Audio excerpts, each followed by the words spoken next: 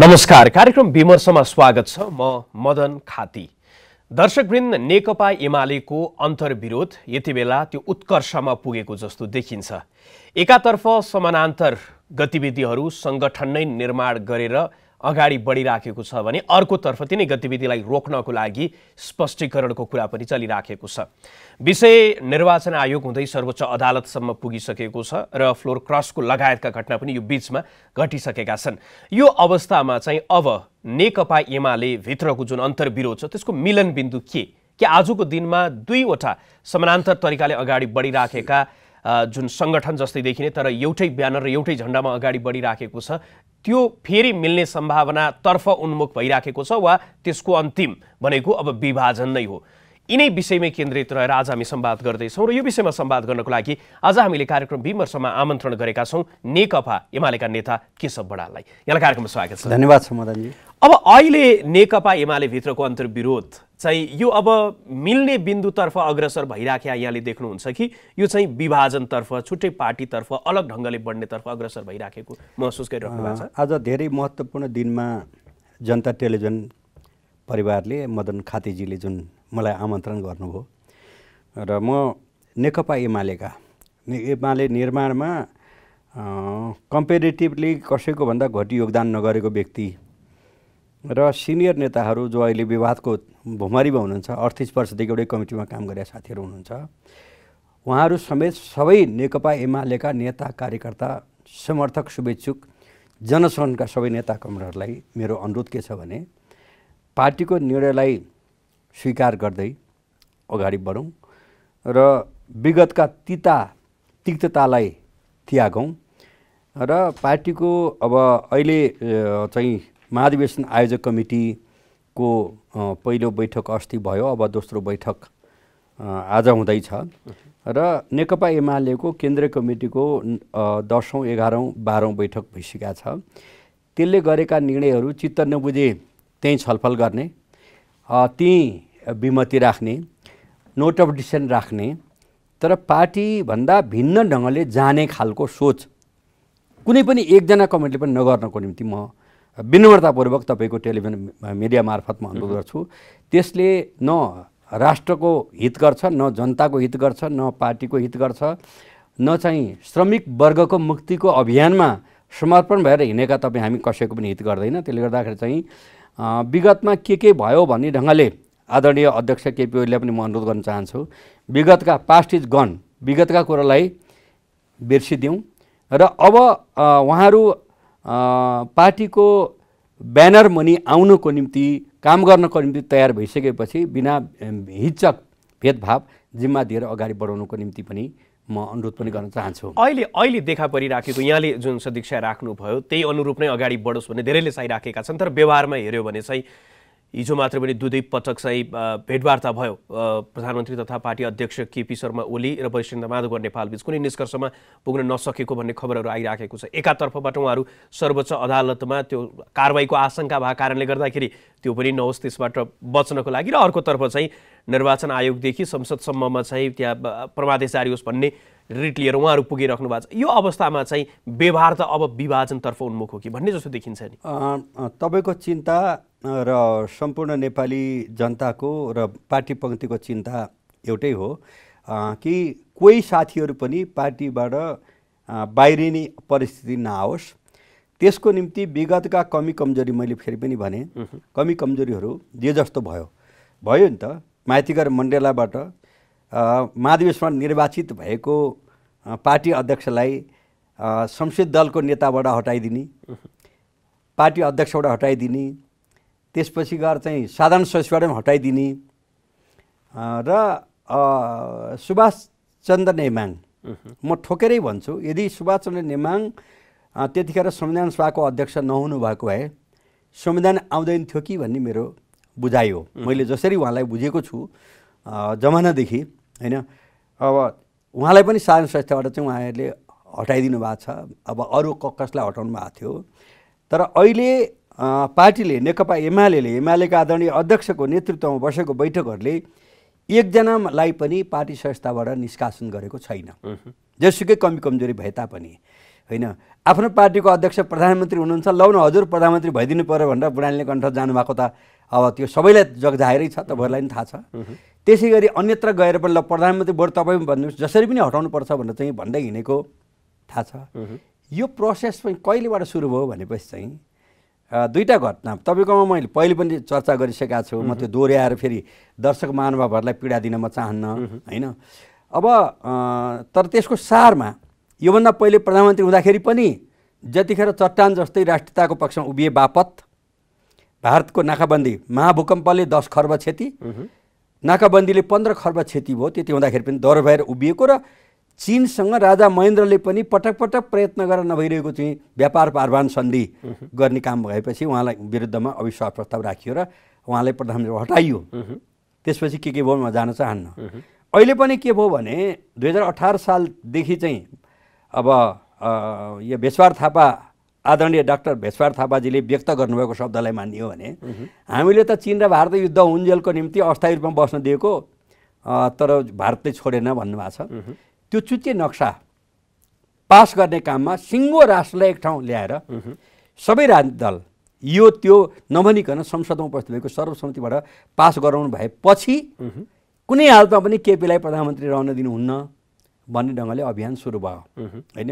अब मैले मसिनोसँग मैले बुझेअनुसार चाहिँ त्यसपछिको रफ्तार किनभने जेठमा त्यो पास भयो, असार 16 गते चाहिँ को थाई समितिको बैठकमा म त आँखो देखा हाल भन्दैछु होइन, त्यहाँ प्रचण्ड कमरेडले तपाईँ दुईवटा पार्टी एकता भएको छ, एकतामा के छ भने एकता महाधिवेशन सम्पन्न नभएसम्म दुई अध्यक्षको सहमतिमा एजेन्डा बन्छ, महासचिव मार्फत बैठक डाकिन्छ र बैठक कन्डक्ट हुन्छ, अल्पमत हुँदैन होइन।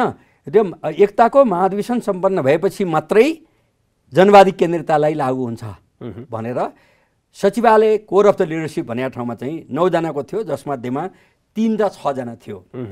बहुमतले यताउति गर्ने भए त सुरुमै त्यो डाङडुङ गरे भइहाल्थ्यो नि त केपी ओलीले, त्यो त थिएन। किन भन्दाखेरि त्यस बेला त्यो परिस्थितिमा चाहिँ तपाईँ अध्यक्षबाट हट्नुपर्छ प्रधानमन्त्री हट्नुपर्छ भनेर ठिक छ। त्यहाँबाट म विषयवस्तुलाई म अलिकति एउटा मात्रै भनौँ मदनजी, अनि त्यही भाषामा अत्यन्त मैले त्यही बैठकमा बोलेको छु, किन बैठकमा भाइ लिने साथीहरूले हेरिराख्नु होला कि यो लेभलमा यस्ता शब्दबाट पनि विरोध हुँदो रहेछ, यस्तो अशिष्टता पनि व्यक्त हुँदो रहेछ भने यस्तो सचिवालयमा 2 वर्षसम्म केपी ओलीले कसरी काम गर्नुभयो होला। मैले बैठकमै व्यक्त गरेको असार 16 गतेको बैठकमै बोलेको कुरो। त्यही भाषामा माधव कमरेडले, त्यही भाषामा जेएन कमरेडले, त्यही भाषामा वामदेव कमरेडले, त्यही भाषामा नारायण काजीले, त्यही भाषामा अष्टलक्ष्मीजीले बोल्नुभयो। त्यसपछि केपीले के भन्नुभयो भने मैले बुझेँ तपाईँहरूको चाहिँ सल्लाह भएर आएको रहेछ, केन्द्रीय कमिटीले 2077 चैत 25-29 महाधिवेशन गर्ने भनेको छ। अब त्यसलाई मौसेरमै अर्ली महाधिवेशन गरौँ विशेष ढङ्गले र अध्यक्षको बन्ने तयार हुनुहोस् र चाहिँ अनि प्रधानमन्त्री बन्नलाई अर्को आम चुनावको निम्ति तयारीमा लाग्नुहोस्। तर त्यो पनि सुन्यो भएन। हुँदा हुँदा हुँदा मैले भनिहालेँ होइन। ठिक छ। विशेष अब आजको दिनमा आइपुग्दाखेरि चाहिँ हिजोको दिनमा उहाँलाई प्रधानमन्त्री केपी शर्मा ओलीलाई साधारण सदस्य पनि नरहने गरी नेकपा हुँदै गर्दाखेरि जति बेला चाहिँ माधव प्रचण्ड समूहमा त्यो बहुमत देखिन्थ्यो त्यति बेला उहाँहरूले त्यो कारबाही चलाउनु भयो। यद्यपि त्यो कुरा अहिले त्यो कारबाही के भयो भन्ने विषयमा त्यो कहीँ न कतैको जस्तो देखिन्छ। आजको दिनमा चाहिँ धेरैले जो स्पष्टीकरण सोध्नु भएको छ, पार्टीले नेकपा एमालेले सोधेको छ, धेरैले बुझाइ पनि सक्नु भएको छ। आज बसिराखेकोबाट चाहिँ त्यो एउटा निर्केउला आउँछ, उहाँहरू पार्टीमा रहने कि नरहने, सांसदकै रूपमा चाहिँ निरन्तरता उहाँहरूले पाउने कि नपाउने धेरै विषयमा भन्ने छ। के होला आज चाहिँ अथवा के हुनुपर्छ, यहाँलाई के लाग्छ? म चाहिँ फेरि पनि किन मैले त्यति भन्ने हक राख्छु जस्तो लाग्छ। किनखेरि आदरणीय माधव नेपाल, जेएन खनाल, वामदेव गौतम समेत कमरेडहरूसँग 38 वर्षदेखि एउटै कमिटीमा बसेर काम गरे नाताले उहाँहरू पार्टीको निर्णयलाई स्वीकार गर्दै आउनुपर्छ, विगतमा भएका कमी कमजोरीलाई महसुस गर्नुपर्छ र चित्त नबुझेको कुरा पार्टीभित्रै बसेर बहस छलफल गर्नुपर्छ। अन्यथा बाटोबाट जानको निम्ति विगतमा जुन माइतीघर मण्डेलाबाट साधारण सत्ताबाट हटाएको, त्यसपछि अध्यक्षबाट हटाएको इत्यादिलाई इख नलिकन उहाँहरू आउनुहुन्छ, पार्टीको निर्णयलाई पालना गर्दै अगाडि बढ्ने अठोट गर्नुहुन्छ भने सहज ढङ्गले सबै कमरेडरलाई होइन स्वागत गर्नुपर्छ। म अध्यक्ष कमरेडलाई पनि विशेष अनुरोध गर्न चाहन्छु। तर उहाँहरूले महसुस के गर्नुपर्छ भने विगतका कमी कमजोरी चाहिँ गल्ती भयो, आउँदा दिनमा पार्टी निर्माणमा हामी लाग्नेछौँ र विगतको जस्तो नै चाहिँ आफ्नै अध्यक्षलाई विस्थापन गर्न लाग्ने छैनौँ भन्ने कुरा। उहाँहरूको दुईवटा शर्त चाहिँ अहिले देखिन्छ। जस्तो फागुन 28मा जसरी केही सदस्यहरू मनोनित गरियो केन्द्रीय सदस्यहरूमा, त्यसपछि चाहिँ त्यसमा चाहिँ उहाँहरूको फागुन 28मा जे निर्णय भएको छ त्यसमा चाहिँ उहाँहरूलाई जानकारी नभएको र त्यस कारणले गर्दाखेरि त्यति बेला भएका निर्णयहरू मान्य नहुने र 2075 जेठ 2 को एमाले जुन अवस्थामा थियो त्यो एमाले अन्तर्गत बस्ने कमिटीहरूले गरेको निर्णय मात्रै जेसुकै गरोस् ती कमिटीहरूले यदि निर्णय गर्छन् भने त्यो चाहिँ मान्ने भन्ने उहाँहरूको छ। फागुन 28 पछि लगातार धेरै त्यो निर्णयहरू लिइसकिएको अवस्था छ, त्यसलाई चाहिँ एकचोटि पुनरावलोकन गर्नुपर्ने त्यो शर्त उहाँहरूको देखिन्छ नि, सम्भावना छ त्यो? अब यसबारेमा मैले बडो गम्भीर महत्त्वपूर्ण पोइन्टको प्रश्न सोध्नुभयो तपाईँले। अब त्यो चाहिँ म के अनुरोध गर्न चाहन्छु भने त्यो फागुन 28 गतेको 23 गतेको अदालतको फैसलापछि फागुन 28 गतेको बैठकले त्यो निर्णय गर्नुपर्ने बाध्यात्मक अवस्था थियो। किन थियो भनेपछि चाहिँ त्यो निर्णय हुने बित्तिकै पार्टीको र सचिवालय सदस्य समेत रहनुभएका, थाई समितिमा रहनुभएका कमरेडर समेतले डिक्लेयर के गर्नुभयो भने अब एमालेको ठाउँमा माओवादीको ठाउँमा भए तापनि हामी अब एमाले हुन्छौँ, हामी माओवादी केन्द्रमा जान्नौँ भनेर भन्नुभयो। जो नेकपा हुँदाखेरि सचिवालयमा रहनुभएको आदरणीय रामबहादुर थापा बादल हुनुभयो र थाई समितिमा रहनुभएको अरू 3 जना कमरेडर हुनुभयो होइन।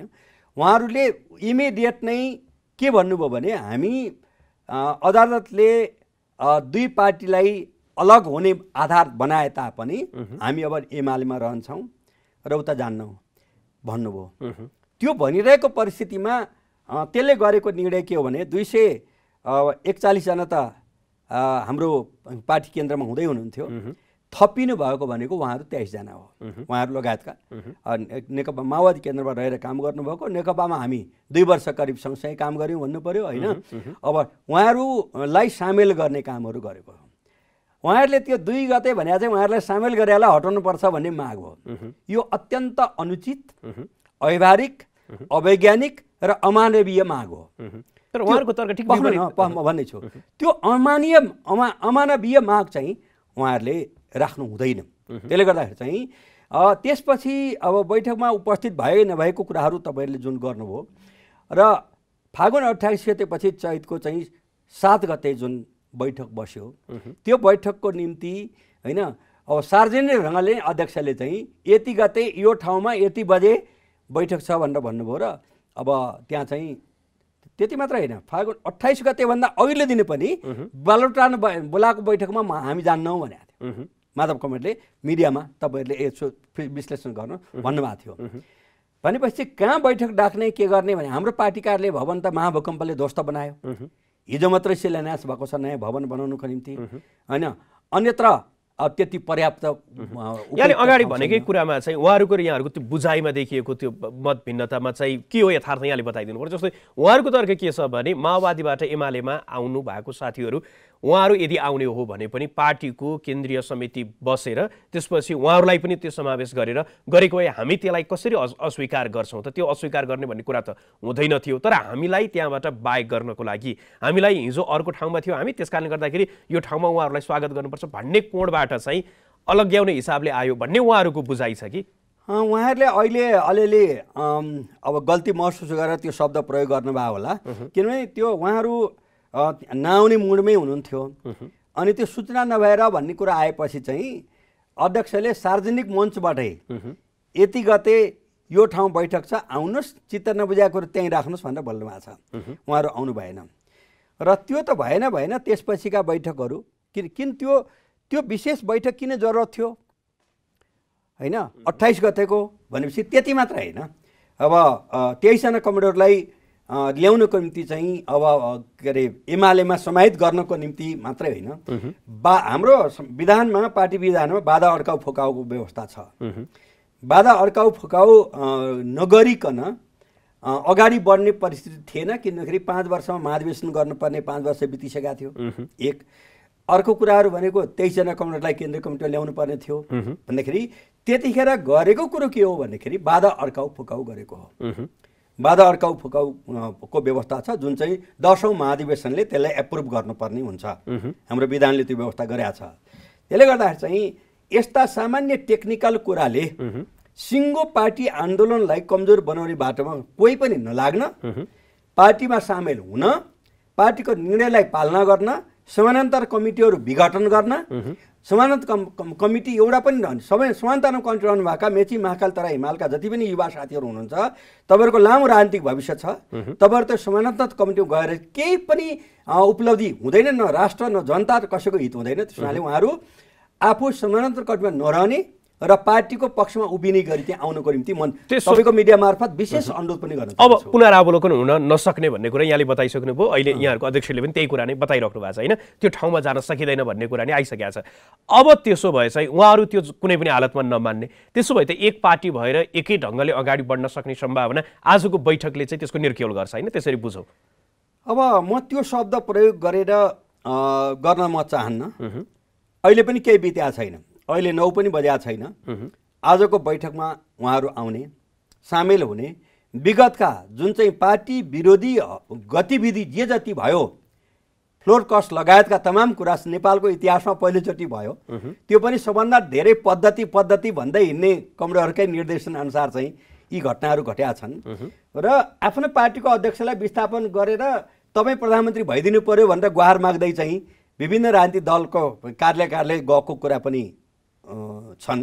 यी सबै कुरालाई क्षमा गर्न उहाँहरू पनि 28 गतेको बैठकले के गर्यो, 7 गतेकोले के गर्यो होइन, आयोजक कमिटी को चाहिँ पहिलो बैठकले के गर्यो भन्नेतिर नगइकन दोस्रो बैठक अहिले जारी छ र एकजनालाई पनि पार्टी संस्थाबाट निष्कासन गरेको छैन। निलम्बन भनेको त उहाँहरू आत्मलोचना गर्ने बित्तिकै भोलिपल्ट फुक्का हुने विषय हो। कमजोरी महसुस गर्नुपर्छ। दोस्रो चरणको जुन स्पष्टीकरण आएको छ त्यो विषयमा चाहिँ आजको बैठकमा हुन लागिराखेको के छ? उहाँहरूलाई त्यो सांसद पदबाट मात्रै हो कि अथवा उहाँहरूलाई पार्टी साधारण सदस्यबाट पनि कारबाहीको प्रक्रिया अगाडि बढ्दैछ कि, अथवा यहाँले जुन उहाँहरूको स्पष्टीकरण त अहिले सञ्चार माध्यममा प्रश्न आइसकेको छ त्यसको आधारमा चाहिँ हुनुपर्छ कि यहाँ आफैलाई के लाग्छ त्यो विषयमा जाउँ त। अब म निवेदन के गर्न चाहन्छु भने तपाईँले धेरै महत्त्वपूर्ण प्रश्न सोध्नुभयो। जेएन कमरेडसँग 2040 साल जेठ 22 गते मेरो भेटघाट भयो। उहाँले सङ्गठनमा पार्टीमा काम गर्दा कसरी गर्नुपर्छ भन्ने बारेमा महासचिव हो त्यतिखेर, इन्फर्मल 2 जना मात्रैको भेटघाटमा उहाँले बताउनु भएको कुरा मलाई अहिले पनि सम्झना छ। महानेपाल कमरेड त्यतिखेर मध्यमाञ्चल प्रमुख हुनुहुन्थ्यो। उहाँले भन्नुभएको कुरो पनि मलाई सम्झना छ कि एउटा मान्छे पार्टी सदस्यता प्राप्त गरिसकेपछि उसले आम नागरिक जस्तो चाहिँ इच्छा लागेको बोल्न, इच्छा लागेको भन्न, इच्छा लागेको गर्न, इच्छा लागेको गतिविधि गर्न पाउँदैन। जबसम्म कुनै पार्टीमा सदस्य हुन्छ, त्यो कम्युनिस्ट पार्टीमा त हुन्छ, संसारका जुनसुकै नाउँ गरेर पार्टीमा पनि पार्टी संस्था तपाईँले प्राप्त गर्नुभएको छ भने मदनजी बुझेँ मैले, तपाईँ कुनै क्लबको सदस्य त हुनुहुन्छ होला, कुनै अन्य अब शिक्षक सङ्गठन, युवा इत्यादि त होला भनेपछि चाहिँ तपाईँले संस्था लिइसकेपछि त्यो संस्थाको गतिविधि विरुद्धमा म जाने छैन भनेर शपथ खाएको हुन्छ। पार्टी संस्था लिने बेलामा पार्टीको नीति, नियम, निर्देशन, विधान, पद्धति उल्लङ्घन गर्ने छैन भनेर कबुल गरे हुन्छ र ती कबुलहरूलाई उहाँहरूले बिर्सनु नपर्ने हो मेरो बुझाइमा, नबिर्सनु पर्ने हो है। अब त्यसले गर्दाखेरि चाहिँ प्रश्न के हो भने एउटै पार्टीको महाधिवेशनमा 9औं महाधिवेशनमा 2 जना उठ्नुभयो। अझ तपाईँलाई एउटा भनौँ 8औं महाधिवेशन। तर प्रश्नको जवाफ नै आएन कि मैले यहाँबाट अघिदेखि जान्न चाहिराखेको चाहिँ आजको बैठक जुन यहाँहरूको महाधिवेशन आयोजक कमिटीको बैठक बस्दैछ त्यो बैठकबाट उहाँहरूको जुन स्पष्टीकरण गइसकेको छ त्यो स्पष्टीकरणमा चाहिँ अब हेरेर निर्णय गर्दै गर्दाखेरि चाहिँ के हुन्छ कि यस्तो छ। हिजो म दिनभरि दुलखेलमा एउटा कार्यक्रममा थिएँ। अब त्यो उहाँहरूको स्पष्टीकरण के आएको छ त्यो मेरो जानकारीमा छैन, त्यो भन्ने कुरो भएन। त स्पष्टीकरण चित्त बुझ्दो भएन भने अलिक गम्भीर समस्या हुनसक्छ भन्ने मैले अनुमान गरेको छु र त्यस्तो नहोस् भन्ने म चाहना व्यक्त गर्न चाहन्छु तपाईँको मिडिया मार्फत। एउटा कुरो।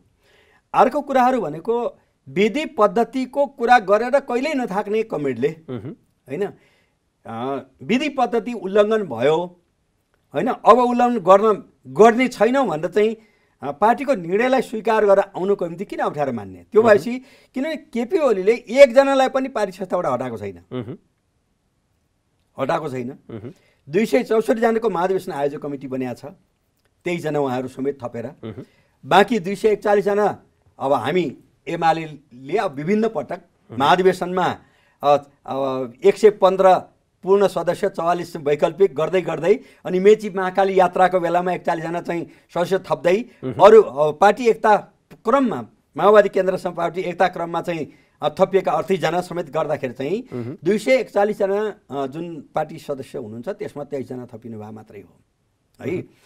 त्यसले गर्दाखेरि चाहिँ कसैलाई पनि निष्कासन गरेको छैन, तर पार्टी विरोधी गतिविधि र पार्टीको निर्णयको अवज्ञा मात्र होइन, फ्लोर क्रसदेखि लिएर आफ्नो पार्टीको अध्यक्षलाई विस्थापन गर्नको निम्ति चाहिँ अरू पार्टीमा गुहार माग्दै जाने कुरा भनेको सामान्य गल्ती भन्न मिल्दैन। मैले अहिले अघिदेखि नै यहाँलाई जान्न चाहिरहेको छु, बहुमत प्राप्त हुने बित्तिकै सबै पदबाट विस्थापन गर्ने हुँदा हुँदा त्यो त यहाँले अगाडि पनि भन्नुभयो यही कार्यक्रममा संस्थाको बारेमा कति महत्त्वपूर्ण हुन्छ भने एउटा दोहोऱ्याइ पनि सक्नु भएको छ। मैले यहाँबाट जान्न चाहिरहेको कि यहाँ आफैले पनि समन्वयकारी भूमिका आजको दिनमा पार्टी एकताको लागि चाहिँ अगाडि बढ्दै गर्दाखेरि त्यो भूमिका खेल्नुपर्ने व्यक्तित्व पनि हुनुहुन्छ। त्यो आधारमा चाहिँ नेकपा एमालेलाई आजको दिनमा यदि एक राख्नु छ भने त्यो अवस्थामा चाहिँ उहाँहरूलाई कारबाही गरेर अगाडि बढ्दाखेरि त्यसले सहजता ल्याउँछ कि अथवा नेकपा एमालेमा चाहिँ उहाँहरूलाई पनि समावेश गरेर अगाडि बढ्दै गर्दाखेरि चाहिँ पार्टी एकतालाई त्यसले मजबुत तुल्याउँछ? मदनजी मैले अघि पनि बताएँ, फेरि पनि आज अहिले भर्खर पनि विगतको कुरा अब चाहिँ अहिले भर्खर पनि म अनुरोध गर्न चाहन्छु, मेरो आदरणीय कमरेड चाहिँ माधव नेपाललाई, जेन खनाल, अरू जति पनि कमरेडहरू हुनुहुन्छ होइन, तपाईँहरू हिजोका कमी कमजोरीहरू महसुस गर्नुपर्छ, पार्टीमा समाहित हुनुपर्छ र यो राष्ट्रको हितमा, पार्टीको हितमा, जनताको हितमा र नेपालको कम्युनिस्ट आन्दोलनलाई दीर्घकालीन महत्त्व दिने विषय हुन्छ। उहाँहरू कमी कमजोरी महसुस गरेर आउनुपर्छ र अब त्यो स्पष्टीकरणमा के जवाब दिनुभयो, दिइसक्यो, अब के भनेर अप्ठ्यारो मान्नु पर्दैन। त्यहाँ जेसुकै दिएको भए पनि यसरी भनेर चाहिँ विज्ञप्ति जारी गरेर अब चाहिँ आजको बैठकमा सामेल हुन म अनुरोध गर्छु। तर उहाँहरूको तर्क के छ? यदि समाधान उहाँहरूले विगतको कमी कमजोरीको आत्मलोचना नै हो र कम्युनिस्ट पार्टीमा त्यति पनि आत्मलोचना गर्नुपर्ने अवस्था चाहिँ हुनु हुँदैन। तर उहाँहरूको तर्क चाहिँ, उहाँहरूको शर्त पनि के देखिन्छ भने यदि त्यो हो भने प्रधानमन्त्री केपी शर्मा ओलीले पनि पार्टीको कतै न कतै सहमति बेगर प्रतिनिधि सभाको त्यति बेला नेकपा हुँदै गर्दाखेरि विघटन गर्नुभयो। त्यसपछिका जो गतिविधिहरू छन् त्यसमा चाहिँ प्रधानमन्त्री पनि त यो सम्पूर्ण परिस्थिति निर्माण हुनको लागि उहाँ पनि जिम्मेवार हुनुहुन्छ। एउटा त्यो कारणले उहाँ पनि आत्मआलोचित हुनुपर्छ। अर्को कुरा भनेको प्रधानमन्त्री भनेको पार्टीको अध्यक्ष पनि हो, देशको प्रधानमन्त्री पनि हो, उहाँले चाहिँ अभिभावकीय भूमिका चाहिँ निर्वाह गर्नु पर्यो, अलि छाती ठुलो बनाउनु पर्यो भन्ने उहाँहरूको चाहिँ आशा देखिन्छ कि? उहाँहरूको त्यो भनाइलाई म विनम्रतापूर्वक निवेदन के गर्छु भने गत असार 16 गतेमा उहाँहरूले व्यक्त गर्नुभएको विचार जसले गर्दा केपी ओलीलाई त्यो ठाउँ पुर्याउनु बताउनु भयो। त्यसै गरी कार्तिक 28 गतेको 19 पेजको अभियोग पत्र जुन चाहिँ औपचारिक पार्टी विभाजनको डिक्लेरेसन थियो, त्यसमा माधव कमरेडको चाहिँ साथ थियो। यो मैले किन बनाइरहेको छु भने माधव कमरेड मात्रै ठिकसित उभिएको भए प्रचण्ड कमरेडले यो सबै गतिविधि केही गर्नुहुन्थेन। लेखेर राख्नुहोस्, यो तथ्य इतिहासले लेख्छ एक दिन होइन।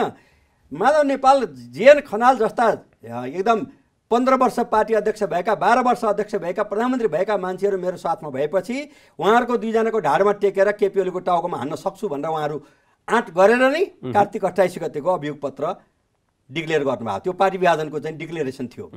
यति परिस्थिति आइसकेपछि पनि मङ्सिर 21 गतेको थाई सन्धिको बैठकमा होइन मैले चाहिँ अनुरोध गरेको छु कि दुवै 19 पेजको र 38 पेजको जवाफ होइन फिर्ता लिउँ, नर्मल कोर्समा जाउँ भनेर भनेको छु। प्रचण्ड कमरेडले बैठकको अध्यक्षता गर्नुभएको थियो। मङ्सिर 21 को थाई सन्धिको बैठकमा म आफू बसेर गरेको कुरा म भन्दैछु। त्यही विषय एजेन्डा भएपछि त्यहाँ म आउँदिनँ, स्वाभाविक रूपमा आउने कुरो पनि भएन भनेर अध्यक्षले भन्नुभएको थियो। त्यहाँ लिखित रूपमा उहाँले होइन, पहिले मौखिक रूपमा असार 16 गते लिखित रूपमा तपाईँहरूलाई भएको हतार हो, हाताहाती चाहिए हो, हाताहातीको निम्ति हतारै छ भने हैन। अब चैत आउनलाई त 4-5 महिना बाँकी छ, मङ्सिर 21 गतेको कुरो। लिखित रूपमा उहाँले भन्नुभएको छ अब अध्यक्ष बन्ने को हो तयारी हुनुहोस्, प्रधानमन्त्री को बन्ने तयार हुनुहोस्। तेर्नु भएन। अनि पुस 4 गते अध्यक्ष केपी कमरेड चाहिँ प्रचण्ड कमरेड कहाँ जानुभयो, माधव कमरेड कहाँ जानुभयो, विभिन्न ठाउँ भेट्नुभयो, अनुरोध गर्नुभयो। उहाँहरू भनेको अब हाम्रो बहुमत छँदैछ, यसलाई त सिद्ध्याउन सकिन्छ, पार्टीलाई सिद्ध्याउन सकिन्छ, नेकपा एमालेलाई विध्वंस गर्न सकिन्छ भन्ने मुडमा पुग्नु भएको थाहा पाएपछि राष्ट्र जोगाउन, पार्टी जोगाउनको निम्ति चाहिँ बाध्यात्मक ढङ्गले पुस 5 गते संसद विघटन गरेर अर्ली इलेक्सन गर्ने वैशाख। त्यसमा आत्मआलोचित हुनुपर्ने कुनै कारण यहाँले छैन। त्यो अब आत्मआलोचना भने त्यो परिस्थितिको सिर्जनाकार भनेको चाहिँ 1 नम्बरमा व्यक्तित्व भनेको चाहिँ, किनभने मैले यो प्रचण्ड कमरेडको आफ्नै कुरा कतै न कतै हेर्दाखेरि चाहिँ यहाँहरू प्रधानमन्त्री केपी शर्मा ओली होइन, पुष्पकमल दाहाल प्रचण्ड, माधव कुमार नेवाल सबै नेतृत्व नै असफल भएको कारणले त आजको दिनमा कम्युनिस्ट आन्दोलनदेखि यो सम्पूर्ण आजको परिस्थिति निर्माण भएको छ। अब यो परिस्थितिमा उहाँहरू अहिले सर्वोच्च अदालतमा पनि पुग्नु भएको छ। यदि कारबाही भइहाल्यो भने भोलिको दिनमा त्यो कारबाही रोक्नको लागि पनि उहाँहरूको आइतबार त्यो सुनवाई हुने भन्ने कुरा पनि आइरहेको छ।